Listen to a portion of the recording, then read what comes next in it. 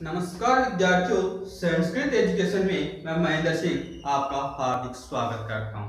पिछले कालांश में हमने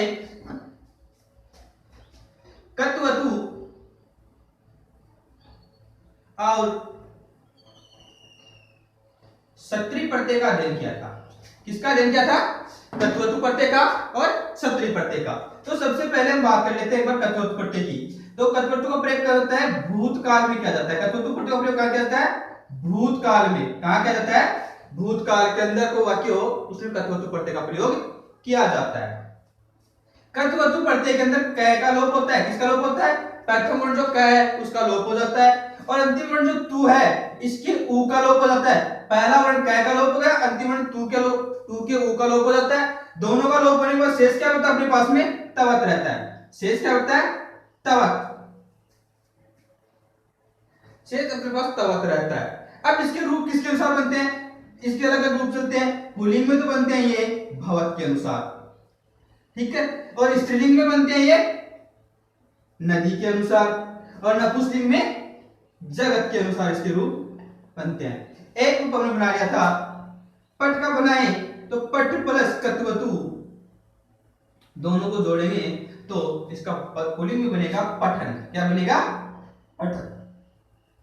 सिर्फ पठितवान, पठितवान।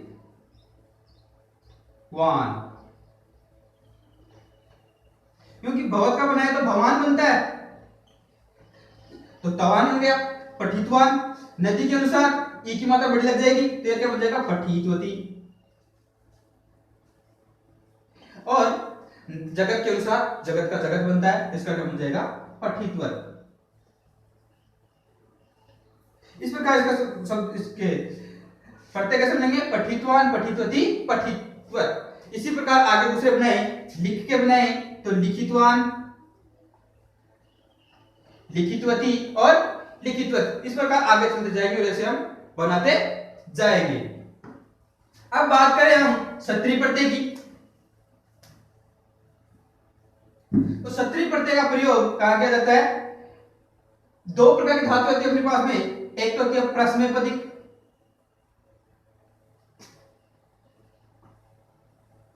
एक तो होती है प्रश्नपदिक, एक होती है आत्मनेपदिक।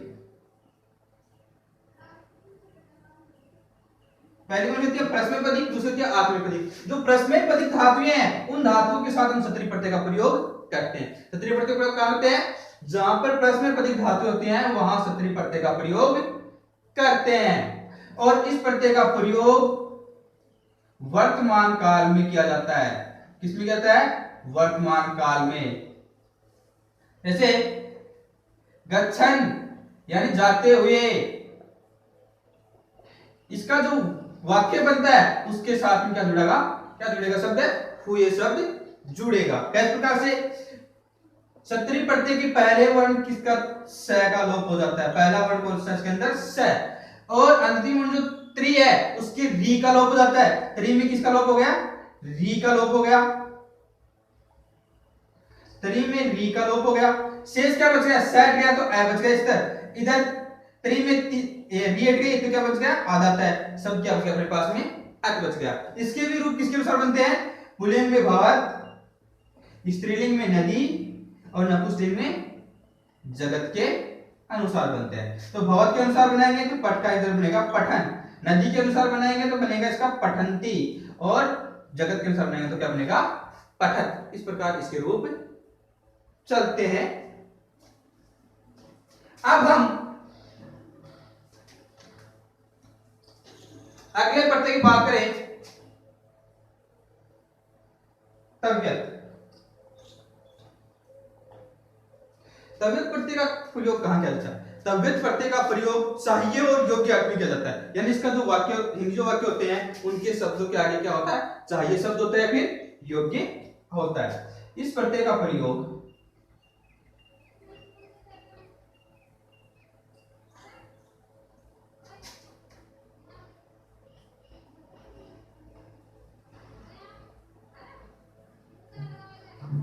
सहाय्य अथवा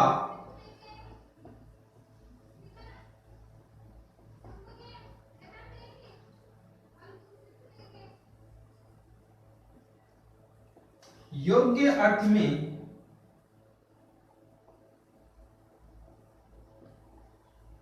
किया जाता है। कहां किया जाता है?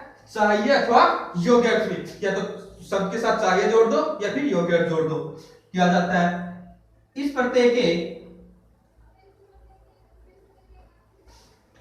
प्रथम अंतिम वर्ण, इस प्रत्यय का अंतिम वर्ण अपने पास तय, तो अंतिम वर्ण तय का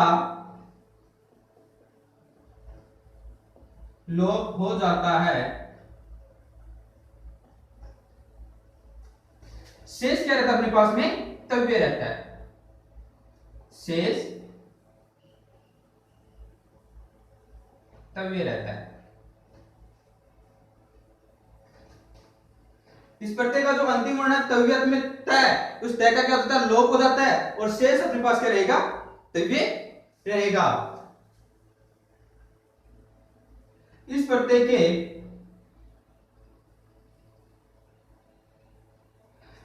के रूप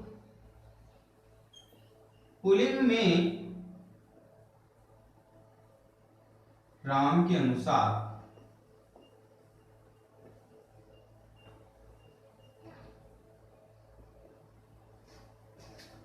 स्त्रीलिंग में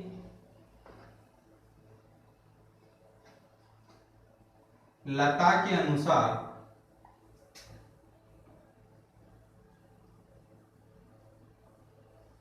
और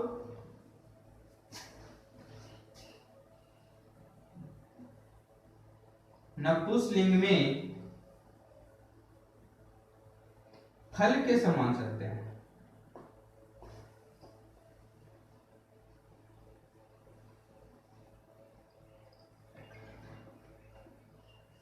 इसके अनुसार उसके रूप चलते हैं।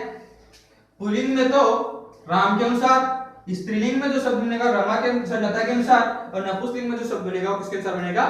फल के अनुसार इसका शब्द बनेगा। अब बनाए इसके रूप। धातु प्लस प्रत्यय, पुल्लिंग, स्त्रीलिंग और नपुंसकलिंग। धातु ले ले हम,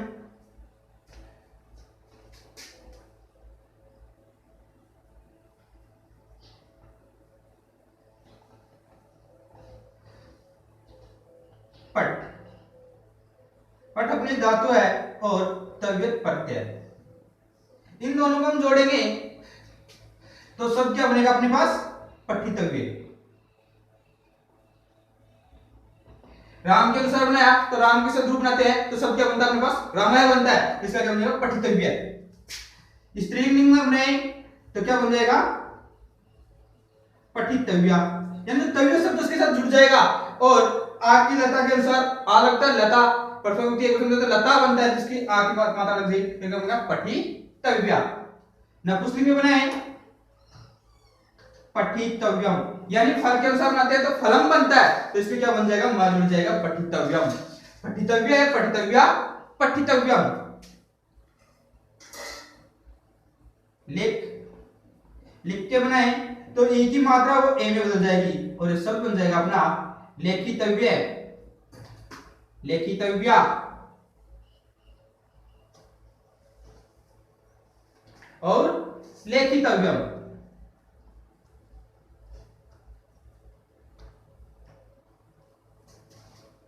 इसी प्रकार हंस के बनाए तो क्या बन जाएगा? हसीतव्य, हसीतव्या और हसीतव्यम। वध के बनाए वधितव्य है,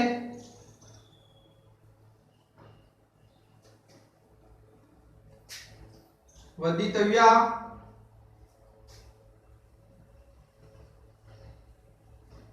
वधितव्यम। यानी इसके साथ में क्या जोड़ना है? तव्य तव्या तव्यम। क्या जोड़ना है? तव्य तव्या तव्यम। धातु के साथ ई की मात्रा यानी ई का आगम हो जाएगा और तव्य तव्य तव्य उसके साथ में जोड़ना है।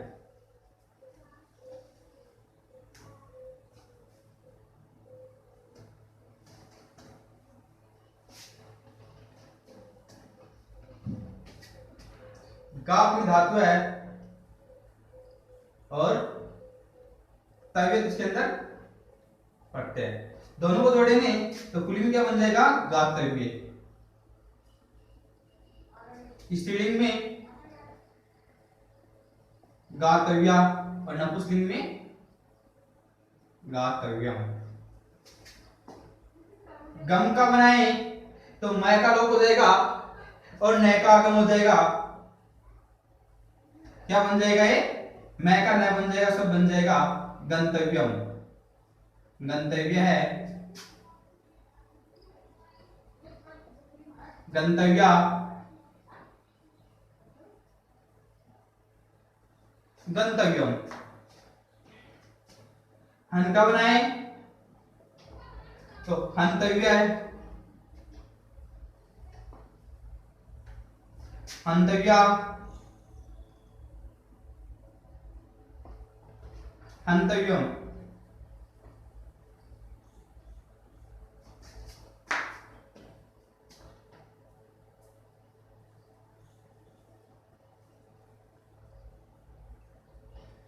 शुरू धातु का बनाए ऊ की ए की मात्रा ए में बदली, ऊ की मात्रा ओ में, ये क्या बन जाएगा, श्रोतव्य,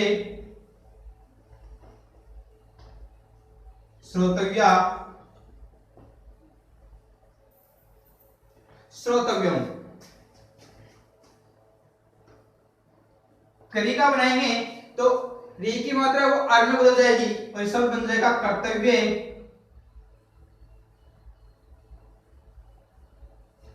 कर्तव्या,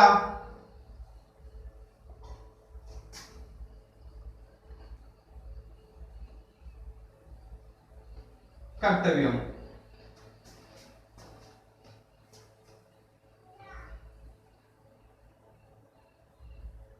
दृष्ट धातु का बनाए दृष्टव्य, दृष्टव्या और दृष्टव्यम। ये अपना तव्यत प्रत्यय पूरा हो गया। यानी तव्यत प्रत्यय में क्या होता है, तव्य तव्या तव्यम शब्द शेष रहता है और वो धातु के साथ में जोड़ करके बनाना है। आज के लिए इतना ही, धन्यवाद।